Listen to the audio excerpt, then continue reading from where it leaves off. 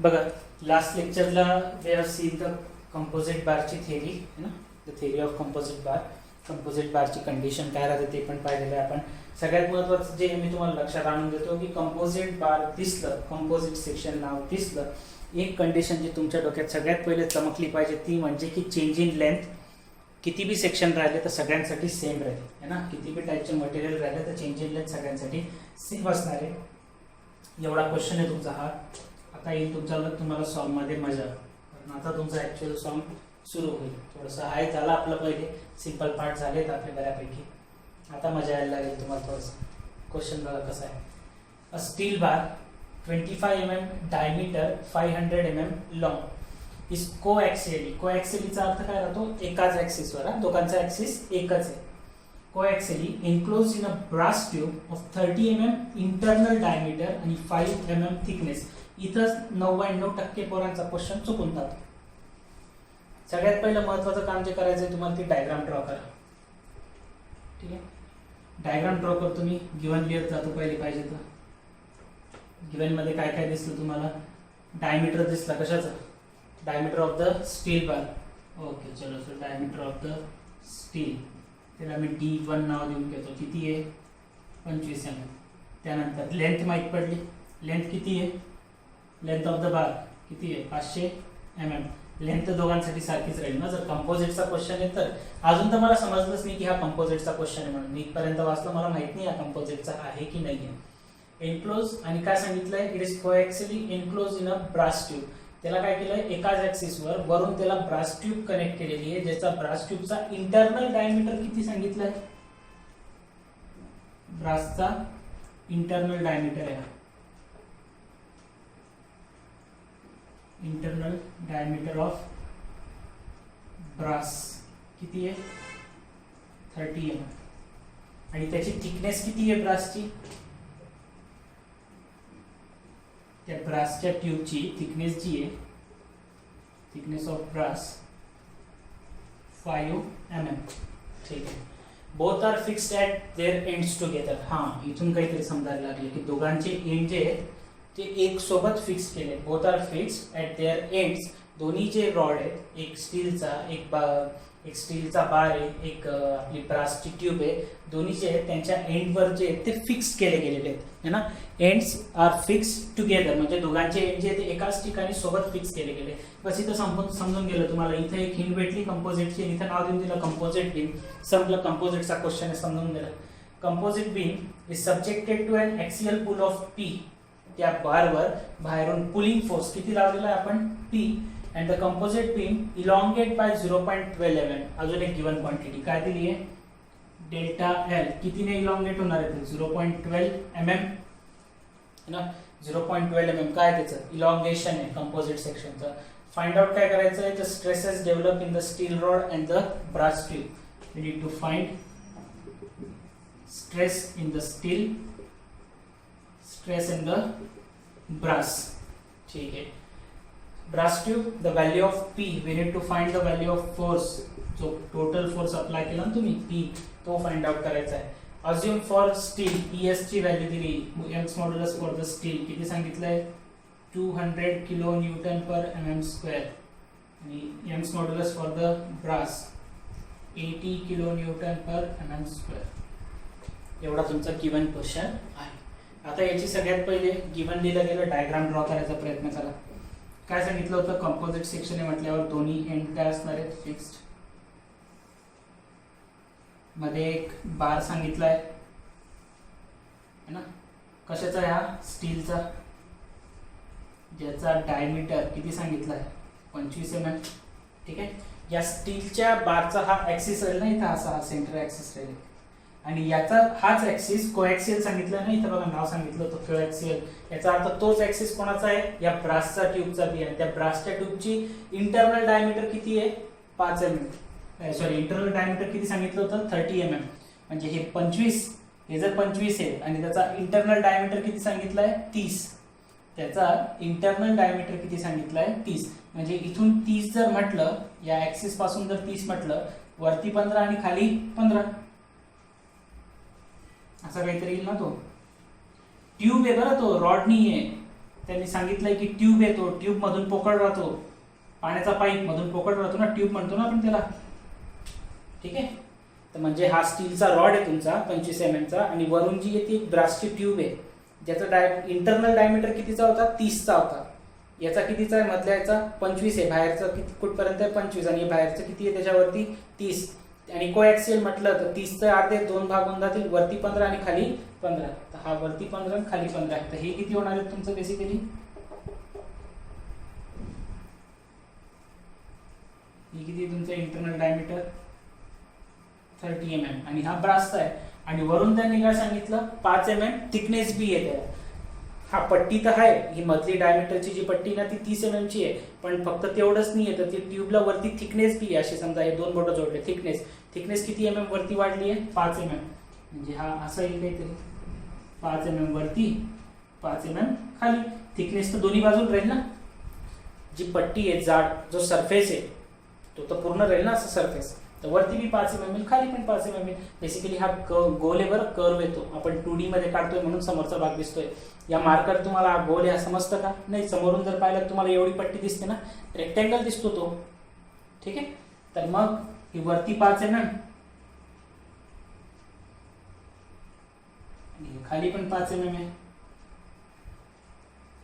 Total किती झालं, internal 30, हे कशाचं आहे तुमचं, दिस वन इज ब्रास ट्यूब, मधलं 30, हे 5 आणि हे 5, टोटल किती झाले 40 mm. हे समजणं फार महत्वाचं आहे.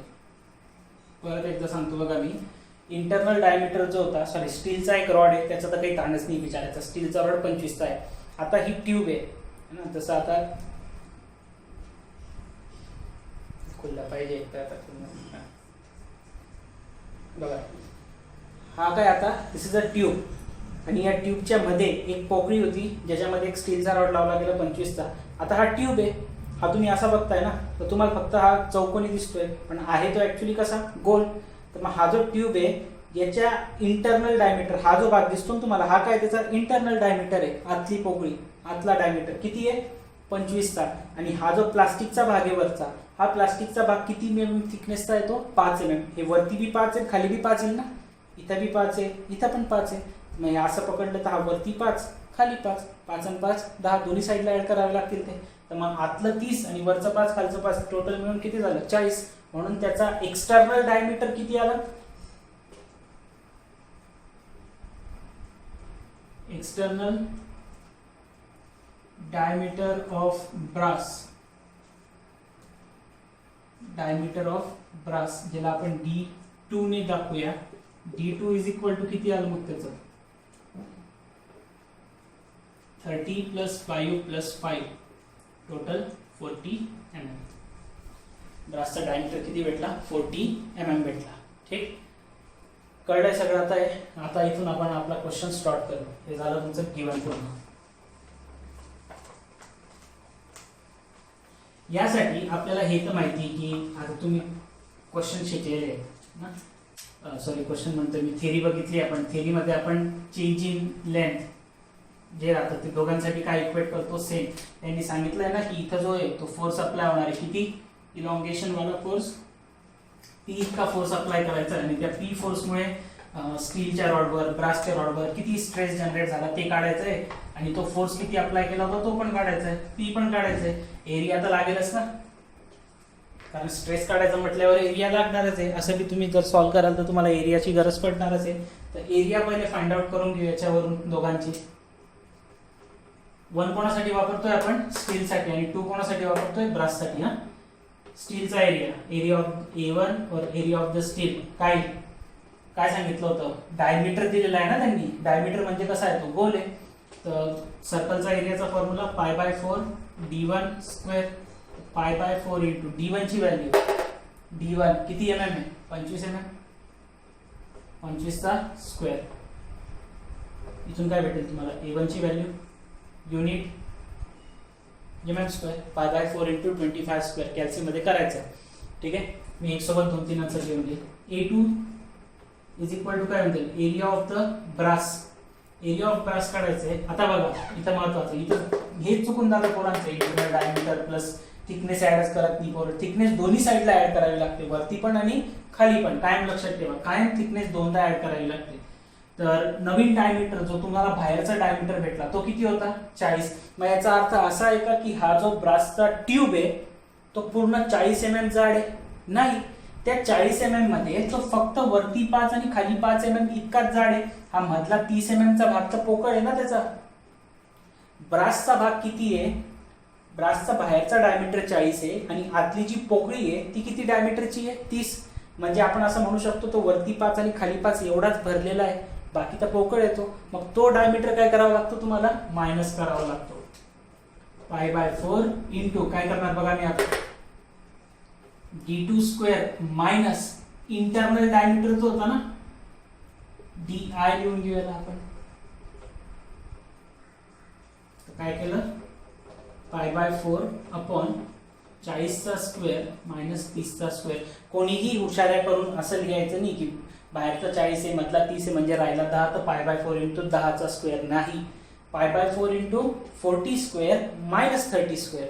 कधी भी लक्षात ठेवा, ट्यूबचा क्वेश्चन, हॉलो सेक्शनचे क्वेश्चन आले की हा कन्सेप्ट फिक्स येईल आणि हे तुम्हाला इथंच संपणार नाही, हे पुढे पण भरपूर चॅप्टर मध्ये येईल. कायम लक्षात ठेवा, थिकनेस आली म्हणजे किती ऍड करावी लागते? 2दा. तर तुम्हाला काय भेटतं? External diameter. आणि जर ट्यूब असेल, आतला भाग पोकळ असेल तर बाहेरच्या डायमीटर मधून त्याचा इंटरनल डायमीटर मायनस करावा लागतो एरिया काढताना. या दोन गोष्टी लक्षात ठेवा, तुमचा क्वेश्चन चुकायची शक्यता डायरेक्ट 90% कमी. मग पुढे जाऊन जर तुम्ही कॅल्क्युलेशन मध्ये काही गडबड केली तर त्यात काही नाही करू शकत. इथून काय भेटेल तुम्हाला? एरिया. कसा काढणार एरिया? पहिले ब्रॅकेट सॉल्व्ह करा. कसं करणार? ब्रॅकेटमध्ये पाहिजे तुम्ही असं टाका डायरेक्टली 40² मायनस 30² किंवा 40² आन्सर काढा मायनस ब्रॅकेटमध्ये 30चा स्क्वेअर करा, सबट्रॅक्शन तितकं येईल ते किती येईल ते 1600 मायनस 900 700 आन्सर येईल. तर π/4 मल्टिप्लाय बाय 700 इथं तुम्हाला A2 ची व्हॅल्यू भेटेल. तर तुमचा A1 जो आहे, A1 किती आला पाहिजे? A1 should be area of the steel किती आला पाहिजे ते 490.9 mm². आणि जो एरिया ऑफ द ब्रास आहे तो आला पाहिजे तुमचा 549.78 mm². ठीक आहे. चल आता आपण फाइंड आउट करूया लोड.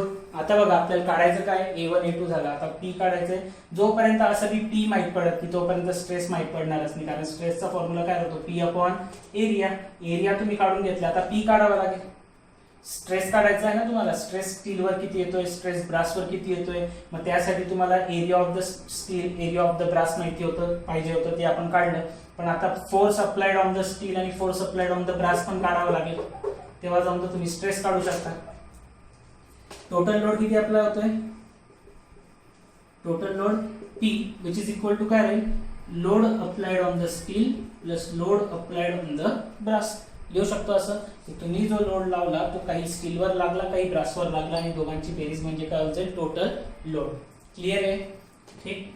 चलो याला इक्वेशन फर्स्ट नाव देऊन घेऊ, कारण हे आपल्याला पुढे कामात पडणार आहे टोटल लोड काढण्यासाठी. आता आपल्याला काय काढायचं आहे? PS PB दोघी व्हॅल्यू काढायला लागतील, तेव्हा P भेटेल, PS PB भेटेल, तेव्हा सिग्मा S सिग्मा B भेटेल. ठीक आहे. मग आता आपल्याकडे ऑप्शन काय आहे? कंपोजिट बारचा क्वेश्चन आला म्हणजे तुमच्याकडे एकच ऑप्शन आहे. We know that change in length for the steel is equal to काय? Change in length for the brass. तुम्ही किती भी लोड लावा पण बाहेरचा एंड जर फिक्स आहे तर बाहेरचा एंड फिक्स आहे तर दोघांचं इलॉंगेशन सारखंच होईल. हा कन्सेप्ट आपण थेरी शिकताना पण पाहिलेला आहे. आणि मी तुम्हाला सांगितलं होतं जास्त फॉर्म्युला रटू नका. डेल्टा एलचा फॉर्म्युला माहिती आहे तोच वापरा. डेल्टा एलचा फॉर्म्युला काय? PL upon AE. इथं पण काय जाईल? PL upon AE. ठीक आहे. आता बघा टाकून घ्यायच्या व्हॅल्यू. इथं लोड अप्लाइड ऑन द कोणासाठी आहे? Steel. Area of the steel, Young's modulus of the steel. Area of the brass, Young's modulus of brass. Load applied on the brass. Length change करायची गरज आहे का? नाही, कारण त्यांनीच सांगितलंय की दोन्ही कंपोजिट आहे, दोन्ही एंडवर फिक्स आहे, तर दोघांची लेंथ किती राहील? 500च राहील. तुम्ही पाहिजे तर व्हॅल्यू टाका. मी काय करेल? L आणि इकडचा L काय करून टाकेल? कॅन्सल. उरलं काय? PS upon AS into ES equal to PB upon AB into EB. आता व्हॅल्यूज पुट करूया. बघा आता व्हॅल्यूज पुट करू. PS ची व्हॅल्यू माहित नाही आपल्याला, त्याच्यामध्ये तेच काढायचं आहे. PS upon force applied on the steel माहित नाही ना, PS ॲज इट इज ठेवलं, divide by AS area of the steel. किती आहे area of the steel? A1 ज्याला म्हटलेलं आहे तुम्ही किंवा AS नाव देऊ शकता, ज्याला area of the brass AB. Area of the steel किती आलं आहे? 490.9 मल्टीप्लाय बाय ई. काय होतं? Young's modulus. यंग्स मॉड्युलसची व्हॅल्यू आपल्याला दिली होती, मला वाटतं 200 दिलेली यांनी इथं, पण ती 200 kilo newton per mm square दिलं होतं है ना. ईची व्हॅल्यू ती कन्वर्ट करायची राहून गेली आपल्याला. किलो न्यूटनचं कन्वर्जन न्यूटन मध्ये काय करणार? 10⁻³ 200 × 10⁻³ इथं काय लिहिणार? Load on the applied on the brass. एरियाची value 549.78 multiply by Young's modulus for the brass किती दिलं होतं? 80 किलो न्यूटन मध्ये, ते पण 80 × 10⁻³ 10⁻³ कसं आलं तुम्हाला कळलं असेल. आता दोघांना कॅल्क्युलेट करावं लागेल. बघा आता हे असे बी डिवाइडलाच आहे, हे इकडे चाललं जाईल, हे इकडे चाललं जाईल, आणि इथं केलं काय वरती पाठवून केलं काय सारखंच राहतं. 10⁻³ कॅन्सल, इकडचा एक 0 इकडचा एक 0 कॅन्सल, राहिलं काय? PS into cross multiplication. हा 549.78 ही टर्म इकडे येऊन मल्टिप्लाय, ही टर्म इकडे चाललेली आहे. 549.78 multiply by 8 is equal to PV जसा तसा 490.9 मल्टीप्लाय बाय 20. ठीक आहे, मल्टिप्लिकेशन करा. PS इंटू काहीतरी व्हॅल्यू भेटेल इथे is equal to PV into इथं पण काहीतरी व्हॅल्यू भेटेल. ठीक, मग आता हे कॅल्क्युलेशन केल्यावर, आता माझ्याकडे कॅल्सी नाही आहे पण मग तुम्ही करू शकता. तुम्हाला आन्सर भेटणार आहे PS is equal to 2.232 PV. कसं येईल बघा, 549.78 गुणिले 8 काहीतरी व्हॅल्यू येईल, इथं लिहा. 490.9 गुणिले 20 इथं लिहा. PS काढायचं आहे तर ही व्हॅल्यू PS सोबत कशी मल्टिप्लिकेशन मध्ये इकडे पाठवताना काय होऊन जाईल? डिवाइड. तर इथं जी व्हॅल्यू असेल त्याला या व्हॅल्यूने डिवाइड करा, तुम्हाला आन्सर किती भेटलं पाहिजे? 2.232 PV. ठीक आहे, हे भेटलं तुम्हाला इक्वेशन नंबर 2. PS आणि PV मध्ये रिलेशन भेटलं. PS आणि PV मध्ये रिलेशन भेटलं. मग तुम्हाला PS आणि PV ची व्हॅल्यू माहित पडून गेली का? अजून नाही. मग आता काय काढावं लागेल? आता काय करणार, जेणेकरून मला दोघांपैकी जर बघायचं, दोघांपैकी मला एक जरी व्हॅल्यू माहित पडली तर मी दुसरी काढू शकतो. मग विचार करा काय माहिती तुम्हाला. मग तुम्ही जर व्यवस्थित पाहिलं तर तुम्हाला आठवतं गिवन मध्ये की डेल्टा एल ची व्हॅल्यू दिली तुम्हाला. डेल्टा एल स्टील साठी म्हणा की डेल्टा एल ब्रास साठी म्हणा, दोघांसाठी किती दिलं होतं? 0.12 दिलेलं वाटतं ना, किती सांगितलं होतं? हा 0.12 दिलेलं आहे. 0.12 दिलेलं होतं. आणि डेल्टा एल ची व्हॅल्यू तुम्हाला माहिती आहे. तुम्ही डेल्टा एल साठी delta L S delta L B दोघांची व्हॅल्यू सेम आहे. तुम्ही हे पुट करा किंवा हे पुट करा, तुमची इच्छा. मी स्टील साठीची पुट करून घेतोय. Delta L for the steel is equal to काय होतं? P for the steel divide by area for the steel Young's modulus for the steel. झालं. मग इथून काय काढू शकतो मी? PS ची व्हॅल्यू काढू शकतो ना. देअरफॉर इथंच लिहितो समोर PS इज इक्वल टू काय म्हणजे हे दोन्ही इकडे डिवाइडला इकडे येताना multiply delta LS area of the steel Young's modulus of the steel. So load applied on the steel delta L किती आहे? किती सांगितलं आपल्याला गिवन मध्ये? 0.12 multiply by area of steel किती आलेलं होतं? 490.9 multiply by Young's modulus of the steel किती होतं? 200 किलो न्यूटन येते. 200 किलो न्यूटनचं कन्व्हर्जन केलं तुम्ही 200 × 10⁻³ ठीक. पुढे सॉरी, इथं एक आपली अजून एक चूक काय झाली? एल डेल्टा एल ची व्हॅल्यू काय? PL/AE आहे ना, तर आपण एल सोडून दिला इथे. ठीक आहे, तर इथं काय होऊन जाईल? Divide by L. बरोबर आहे. P जर काढायचं आहे तुम्हाला तर AE इकडे येताना मल्टिप्लाय, एल खाली येताना डिवाइड. इथं काय होऊन जाईल? Divide by 500.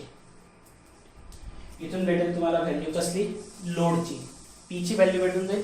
पूर्ण न्यूमरेटर मध्ये जेवढ्या बी व्हॅल्यू सगळ्या मल्टिप्लाय करा, इक्वल टू चं साइन दाबा, जे काही आन्सर भेटेल त्याला 500 ने डिवाइड करून टाका. तर जे आन्सर भेटणार आहे ते तुमचं आन्सर आलं पाहिजे. हा क्वेश्चन एका अटेम्प्ट मध्ये समजला तर खूप चांगली गोष्ट आहे, नाहीतर दोनदा नक्कीच बघा. समजलं तरी एकदा बघा. एकदा स्वतः सॉल्व्ह करायचा प्रयत्न करा, कारण क्वेश्चन तितका पण सिंपल नाही, थोडासा ट्रिकी तर आहे.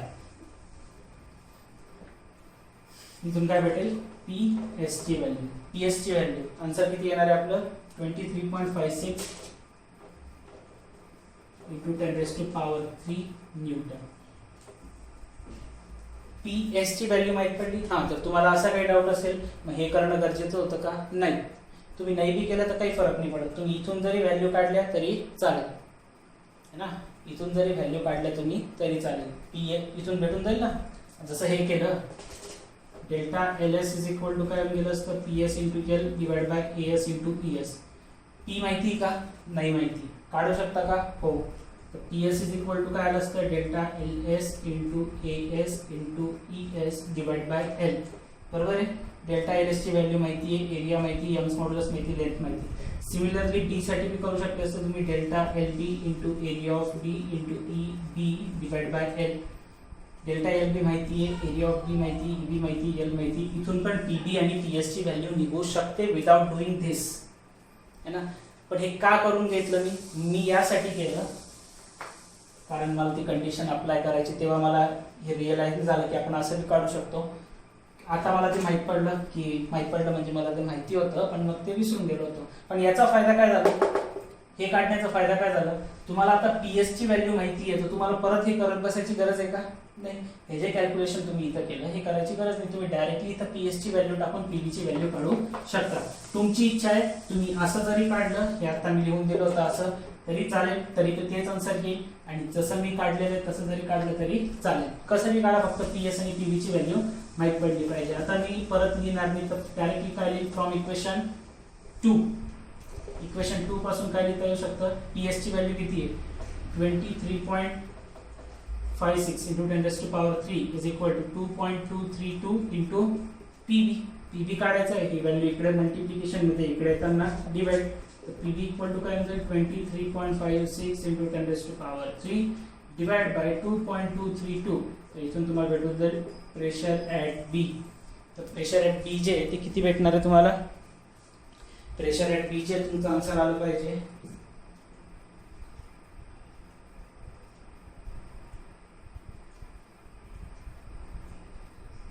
23.56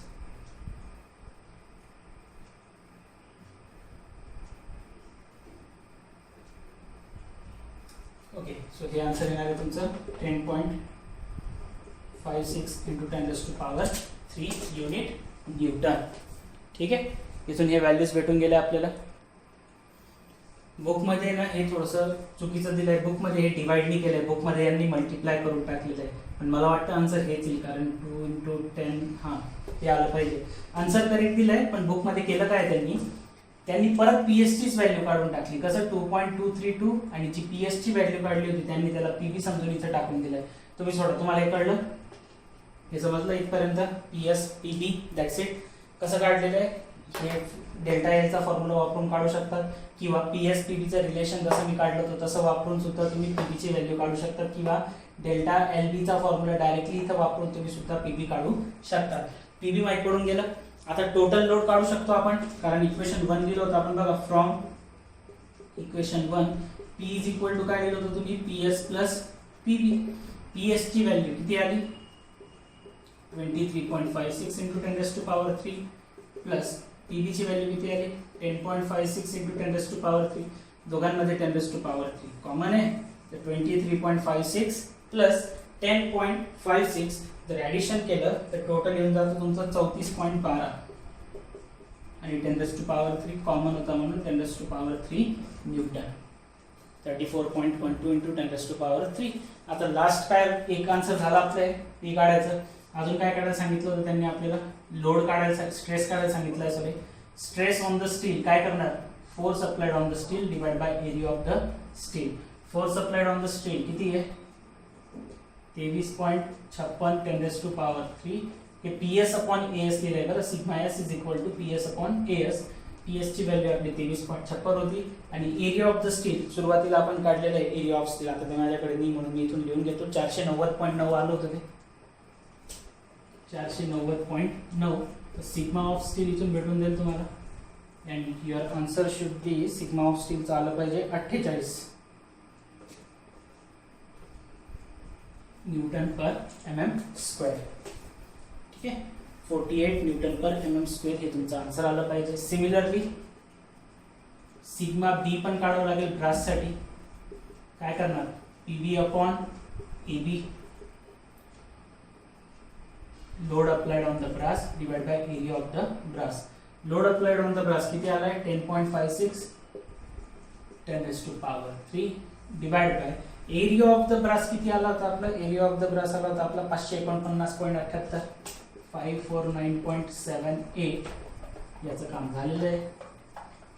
तर sigma of D is equal to, you will get your answer. Divide करा दोघांना, इथे ब्रॅकेट टाका बरं. एकापेक्षा जास्त व्हॅल्यू आहेत ना, एकापेक्षा जास्त नंबर आहे मल्टिप्लिकेशन मध्ये, ब्रॅकेट टाकून द्यायचं.